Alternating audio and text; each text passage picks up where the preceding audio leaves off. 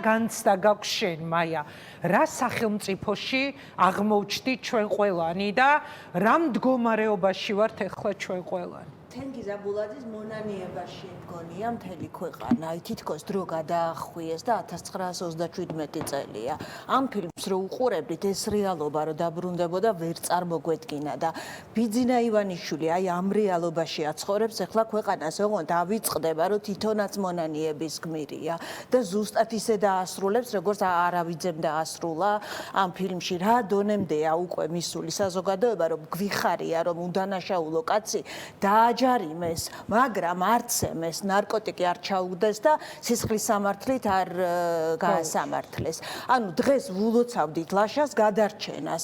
ნახევარი საქართველოს მეორე ნახევარს გლოვობს და მხარს უჭერს ციხეში. საქართველოში არაფრით არ გამოვა ინგა ის რაც რუსეთში მოხდა, იმიტომ რომ ეს არის ვიწრო სოციალური კავშირების ქვეყანა. ყოველი მეორე ერთმანეთის ახლობელი და ნათესავია და ჩემს გარშემო და ალბათ თქვენს გარშემო ეხლა დარწმუნებული ვარ, ბევრი ადამიანი გვიყურებს, არ დარჩა ადამიანი, ვისი ახლობელიც, მეგობარიც, მეზობელიც არ ზის ციხეში. და მათ მართლა გონიათ, რომ ყველას დაიჭერენ და ეს არ არის 37 წელი, სხვა დროა, 21 საუკუნეა და მაშინ მონანიება რაზეც არის გადაღებული, არ იყო არ სოციალური ქსელი და რაც თავარი არ იყო თავისუფალ საქართველოში დაბადებული თაობა. ამ თაობას უკან რუსეთის ბორკილებში ვეღარ შეათრევს ეს კაცი, იმიტომ რომ გუშინ წინ მარომაყაშვილის გარდაცვალების ტრაგიკულად დაღუპვის დღე იყო და სერგო ორჯონიკიძეს ძეგლს ვინც უდგავდა მაშინ საბჭოთა კავშირში, მათ მარომაყაშვილის სახელი აკრძალული ჰქონდა და ალბათ დარწმუნებული ვარ, ზუსტად იცოდნენ, რომ ეს სახელი არავის არასდროს არ მოაგონდებოდა, მაგრამ ისტორია ძალიან კარგად სვავს თავის წერტილებს. ისტორიას არ უყვარს მრავალწერტილი. დღეს სერგო ორჯონიკიძის ძეგლი სადღაც ალბათ გადაგდებული ლპება და მარომაყაშვილი ჩვენი ეროვნული გმირია. იგივე ბედიელის ბიძინა ივანიშვილს. მარომაყაშვილის თაობა არ იყო დამოუკიდებელ საქართველოში დაბადებულ გაზრდილი თაობა და ეს თაობა ეხლა კადრებს რომ ხედავთ, არ დაანებებს ამ ქვეყანას ბიძინა ივანიშვილს და რუსეთს. ძალიან უცნაურია ვუყურებ ხოლმე რას ღაღადებს რუსული პროპაგანდისტული არხები და ყველაზე მძიმე სანახავი არის, რომ იმედი რუსთავიორი და პოზიტივი ერთ-ერთზე რუსეთის სახელმწიფო არხების პროპაგანდას ქადაგებს ბოლო რამდენიმე თვეა და განსაკუთრებით აი ახლა ეს ხმოსახტაცება ტრამპის გამონათქვამებზე გეგონება რუსეთ-უკრაინის ომი რომ დასრულდება, მერე მართლა გულწრფელად მაინტერესებს და იმედია უკრაინის სასარგებლოდ დასრულდება, აბა ომი გინდათ ფრაზას რითი შეცვლის ოცნების ნარატივი.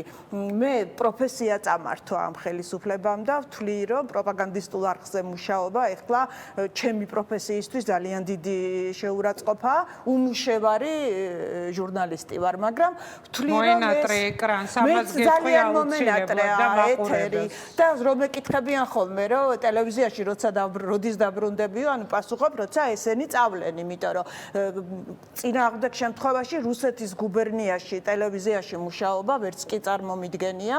შემკითხე არსებობს თუ არა ტელევიზიის მიღმა ცხოვრებაო, არსებობს, რთულია. აი ეს არის ჩემი ცხოვრება, ეხლა როგორც ერთი რიგითი ამ ქვეყნის მოქალაქე, ხო, როგორც ბუკა პეტრიაშვილი იყო თავის შვილთან ერთად წარმოსახვით, ასე დავდივარ მე ჩემ შვილთან ერთად აქციაზე და ძალიან ამაყი ვარ და ზუსტად ვიცი რომ ეს თაობა ბიძინა ივანიშვილს ფულზე გაგიჟებულ კაცს, რომელსაც გონია რომ ცას გამოეკიდება, იმიტომ რომ რომელიღაცა შამანმა ყურში ჩასჩურჩულა, ხეს თუ ჩაეხუტება დიდხანს იცოცხლებს, ამ კაცმა გადაწყვიტა ეხლა რომ ქვეყანას რა კურსი შეუცვალოს და ეს არ მოხდება. ჩვენ ბევრნი ვართ და ბიძინა ივანიშვილმა სულიცერაძე მეფიქრებოდა ძალიან დიდი ფული დახარჯა, რომ საზოგადოების ძალიან საპატივცემულო ნაწილის გული მოეგო და მე ამ ხალხს ყველას მიუბრუნდა და ყველას მოთხოვა მხარდაჭერა და ეხლა ზუსტად იცის ვინ უჭერს მხარს და ვინ არ უჭერს მხარს და მას ეს ძალიან არ მოწონს. ამაში დარწმუნებული ვარ, იმიტომ რომ მისთვის მნიშვნელოვანია, რომ იგივე თეატრის, კინოს წარმომადგენლები ასე ძალიან რო უყვარდა და აღმერთებდა და რომ მეგონა რომ ჯიბეში ყავდა ჩასული მაპატიეთან გამოთ მისთვის, მაგრამ ასე ეგონა. შენ ახსენე მის მიერ გაწეული დახმარებები და ალბათ ყველაზე მძიმედ სწორედ ამ ხალხის კრიტიკა და აქტიურობა რომ გარეთ არის გამოსული და ანდრო ჭიჭინაძეს გულშემატკივრობს ვერც კი წარმოიდგენდა ბიზნა ივანიშვილს ეგონა რომ თეატრს დააფინანსებდა და მართლა ჯიბეში ჩაისვავდა ამ ხალხს მაგრამ ხედავთ როგორც ერთ მუშტად შეკრულია ჟურნალისტური საზოგადოება თეატრის კინოს საზოგადოება ვერ ხედავთ კარგად სპორტსმენებს როგორც ერთ ესეთ სოციალურ ჯგუფს მაგრამ იმედია ეს დროც მოვა და ჩვენ უფრო ბევრნი ვართ პროგრესული ნათელი ადამიანები ამ ქვეყანაში ყოველთვის უმრავლესობაში იცი რა კი დაგეთანხმები